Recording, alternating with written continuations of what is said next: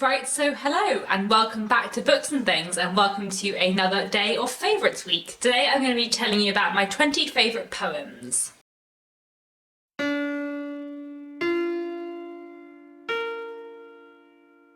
So today I have 20 poems to tell you about that I love. Some of these are classics, some of these are much newer, but all of them I'm very fond of.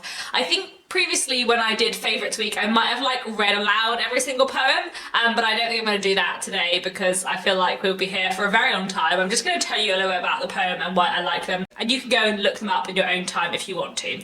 So at number 20 I have Lady Lazarus by Sylvia Plath. I really like Sylvia Plath, though I haven't read any of her poems for quite a while, but when I was a teenager I got into Sylvia Plath, as I'm sure many teenagers do, and found her poems really interesting and really compelling. And I liked Lady Lazarus partly because I like the rhythm. It's a really interesting poem about life and death and suicide. It's pretty grim, but it has some really powerful moments in it which look at mental health in a really interesting way. So it's definitely a poem I would recommend reading, and definitely my favourite one by Sylvia Plath. At number 19 I have Goblin Market by Christina Rossetti. Christina Rossetti is a Victorian poet who I love, who wrote a lot of beautiful poetry. She's got a really great sense of imagery with really wonderful language. And I really like Goblin Market. It is a quite long poem with a narrative going through it about these two sisters who live near a goblin market where goblins come and trade things together, including a lot of really impressive looking food. But the goblin market is kind of like a symbol for temptation and reputation. Basically there's a lot of symbolism in it about gender and Victorian society, and it's really intriguing, as well as having some beautiful language in it. So I definitely recommend a Goblin Market if you're looking for a Victorian poem to read. It is a really strong one. At number 18 I have The Love Song of Alfred J. Prufrock by T.S. Eliot. I have quite mixed feelings on T.S. Eliot. Some of his poetry I find completely obscure, but some of it I find really fun and really enjoyable, and I really like The Love Song of Alfred J. Prufrock. I'm not going to lie, I don't believe I understand everything in that poem, but I think it's a really powerful one with some wonderful language. It's basically set up as this kind of monologue from this man who's just feeling dissatisfied with his life, and it just works really well. For some reason, even when I don't remember the rest of the poem, I always have that line stuck in my head, which is, I grow old, I will wear the bottom of my trousers rolled. I don't know why that line just always sticks in my head, but there's something about that line and the rhyme in it that I just enjoy. It's a poem from 1915, and it does kind of innovative and interesting things with structure and language. T.S. Eliot was definitely a modernist poet, and one who was kind of taking poetry in a different direction, and there's something about The Love Song of Alfred J. Prufrock that I just really love. At number 17 I have Dover Beach by Matthew Arnold. This is a Victorian poem which I love, which is kind of all about faith and losing faith, and kind of feeling at odds with your society, and because of that I really like Matthew Arnold. I think he's got some great poems. The Dover Beach is definitely my favourite. I think it's really powerful and it explores its themes so well as having some beautiful imagery in it. At number 16 I have Breeden Hill by A.E. Housman. This is from his collection A Shropshire Lad, which was published in the 1890s, and I really like this poem. There's quite a lot in The Shropshire Lad that I enjoy. I reread it actually quite recently and really loved it, having not loved it when I read it the first time. There's something about A.E. Housman's rhythm and language, and when he uses rhyme, that I really enjoy, and this poem in particular, Breeden Hill, just really stuck with me. So this is another poem that I definitely love a lot. At number 15 I have Dear True Love by U.A. Fanthorpe, which comes from this collection of Christmas poems of hers. And Dear True Love is a Christmas poem which basically takes the On the First Day of Christmas My True Love Gave to Me song / poem and just rips it apart in quite a fun and entertaining way. It's very funny, it's a very silly Christmas poem, but it's just entirely delightful. I really like U.A. Fanthorpe. She is one of the most featured poets in this list. I think she's fantastic, and I really like Dear True Love. I think it is hilarious. So kind of taking the mick out of what a silly song the original is, but also doing fun and clever things with it, as well as just being a really nice love poem. So yeah, really like that one. U.A. Fanthorpe is great. At number 14 we have The Darkling Thrush by Thomas Hardy. I've got a big collection of Thomas Hardy poetry here. Hardy is probably my favourite poet. I really love his poetry a lot. I think he is a fantastic poet.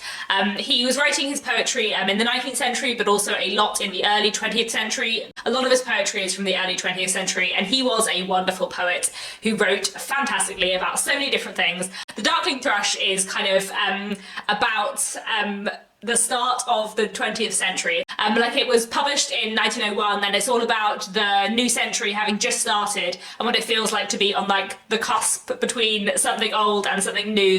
It's a poem about looking back on the past and also about like hope for the future, but it also has a lot of like really beautiful, wonderful nature imagery in it. I love Thomas Hardy a lot, and The Darkening Thrush is a wonderful poem. At number 13, I have Strawberries by Edwin Morgan. This is a poem I first read as a teenager and really, really loved. It is this kind of beautiful poem about love and memory. I do enjoy a looking back poem, which is just incredibly powerful, and it describes like a moment in the past between two people sharing a bowl of strawberries, and it's just really, really beautiful. After I read that poem, because I read it in like a big anthology, I went and bought a whole collection by Edwin Morgan, and I wasn't especially moved by anything else I read by him, but that one poem, Strawberries, I think is incredible. Highly, highly recommend it. Such a beautiful poem. At number 12, I have Angel of the North by Jen Campbell, which is from this collection, The Girl Aquarium. Jen Campbell is also a booktuber, so I will link her channel down below. I really enjoy this whole collection, but The Angel of the North is definitely my favourite one.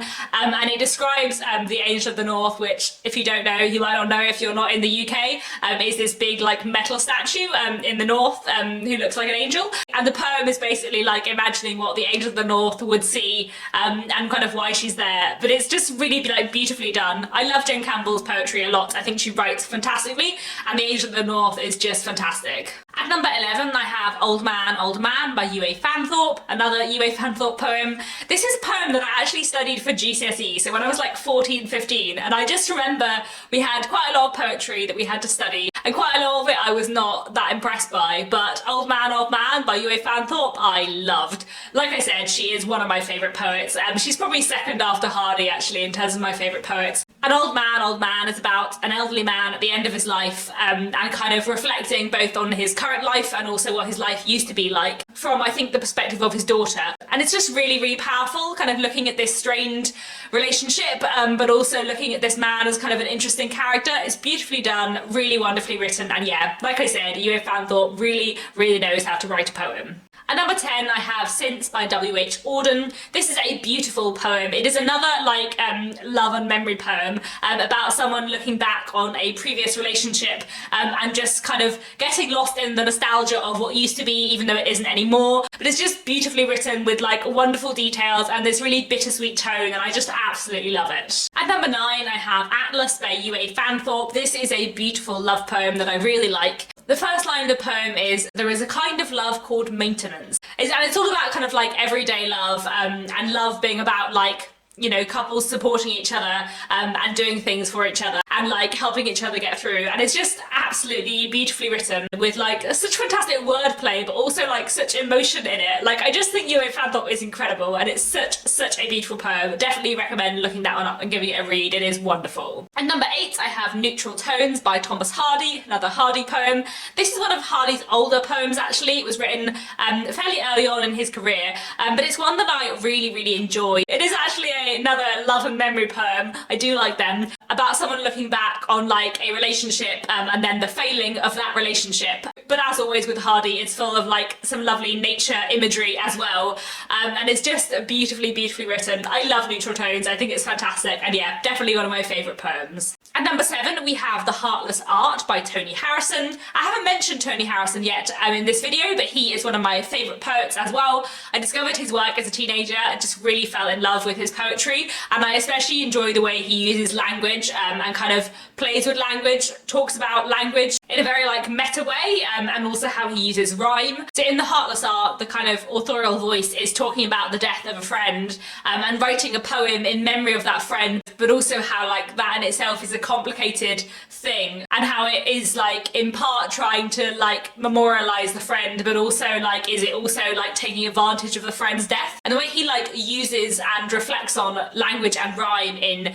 this poem is really fantastic. So the friend that the narrator, or Tony Harrison, who knows, is talking about is called Seth, and the fact that like death and Seth are rhymes is kind of like written about in the poem. Like I don't really know how to explain it, but just like the way language is explored in The Heartless Art is really fantastic, and it's just, yeah, a really, really wonderful poem. Looks at grief in a really powerful way, and definitely one I would recommend. At number 6, I have Said I, which is a poem by booktuber Weena Wonders, and I'll link her channel down below, and I'll also link down below this poem because it is like a poem in its own right that you could just read. But one of the things that Weena has done on her booktube channel, which I really love, is set poetry to music and film footage. So like, I completely love Said I as a poem, but also I love her performance of it and the music and imagery that goes with it in her video. It is fantastic. Said I is a poem about like belonging and growing up and grief and like the power of words, and it's just so good, and I love it very, very much. And the way Weena like intermingles like music and words in this poem is just amazing. Like, I highly recommend watching that video. Genuinely, it's from a few years ago, and I just like regularly go and watch that video and listen to her reading that poem like just every few weeks because I love it so much. It is truly fantastic, and you should all go and watch it, and in general subscribe to Weena because she's great. But like, Said I is just absolutely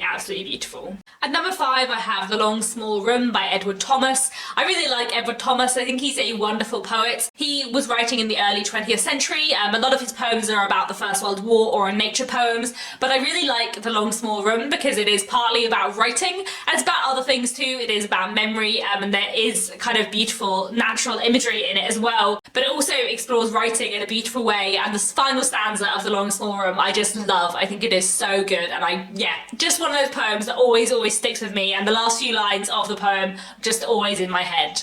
At number 4, I have Convent Threshold by Christina Rossetti. As I mentioned earlier, Christina Rossetti is a Victorian poet, and Convent Threshold looks really interestingly at gender and religion, and kind of individual choice, I suppose, in the Victorian period. I studied this at school, and I just absolutely fell in love with Christina Rossetti through this poem. It has wonderful language, such a fantastic rhythm, and like the way the kind of like pace of the poem almost changes over the course of it is brilliant. I love the Convent Threshold so much, and I highly recommend it. At number 3, I have Long Distance 2 by Toni Harrison. Long Distance 2 is the poem that like got me into reading poetry as a teenager. I read it in an anthology which was called something like The Nation's Favourite Poems, and that was like the first time I ever really read poetry properly. And I remember coming across Long Distance 2 and just finding it like so intensely emotional and just absolutely loving it, and that kind of like completely changing how I saw poetry, I suppose. I just thought it was so good. Long Distance 2 is a poem reflecting on grief and loss. Toni Harrison wrote quite a few books about his mother's death and his father's reaction to that, and Long Distance 2 is about that, and about this man who is grieving for the loss of his wife and struggling to cope with it, and it's just absolutely beautiful. It looks at grief in such a poignant, wonderful way, and I just think it is incredible. I just feel emotional talking about it. It's such a good poem. I highly recommend going and reading it. It is just truly beautiful. At number 2, I have At Castle Botterell by Thomas Hardy. This is another Hardy poem that I absolutely love. After the death of Thomas Hardy's first wife, he wrote quite a lot of poetry about their relationship, and the struggles that they had between them while she was alive. I have quite a few of them in this little collection here, Woman Much Missed. And At Castle Botterell is my favourite of that 1912 to 1913 cycle. Again, it is a poem about love and memory, and it's Hardy kind of looking back on his early relationship with his wife when they were in love before things went wrong, but also the ending of the poem is quite kind of sad and solemn. It's beautifully written, as Hardy's poetry always is, with a fantastic ending, and yeah, I just absolutely adore At Castle Botterell. Finally, my favourite poem of all time is a poem called La Man by Richard O'Brien, which is in this little collection here, The Emeries, and it's a love poem all about like ordinary everyday love, and like finding love in small details and the preparation of food, which is quite random, but I just really like it. I quite enjoy it when literature like uses food and cooking as a motif, and it's done really well in La Man. It's just such a beautiful poem. Despite the fact it's very short, I managed to find it both funny and moving, and yeah, just highly recommend that one. So that's it for now. Those are my 20 favourite poems. I hope this has been an interesting video. Do let me know down in the comments what your favourite poem is, and I'm back tomorrow with another bookish video.